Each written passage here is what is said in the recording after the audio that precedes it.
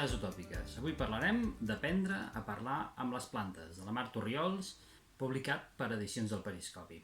La mort a l'accident del Mauro, parella de la Paula, porta que la noia es replantegi la seva vida. Les circumstàncies, però, no són exactament el que semblen. Una revelació feta just abans de la mort fa que el procés de dol no sigui com el podríem esperar.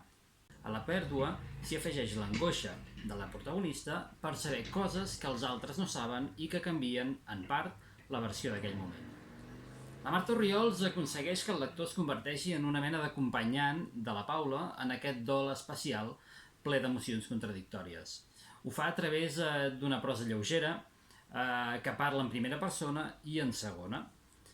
En primera, quan ens narra els capítols de la seva vida que ens il·lustren els seus sentiments, i en segona, quan es dirigeix al Mauro recordant-li moments que han estat junts o com se sent després de la seva mort. Aprendre a parlar amb les plantes és una novel·la tranquil·la que evoluciona igual que evoluciona l'estat d'ànim de la protagonista. I aquest és un dels seus principals aspectes positius. Com a lector, et deixes portar pels pensaments de la Paula igual que si estiguessis al seu costat.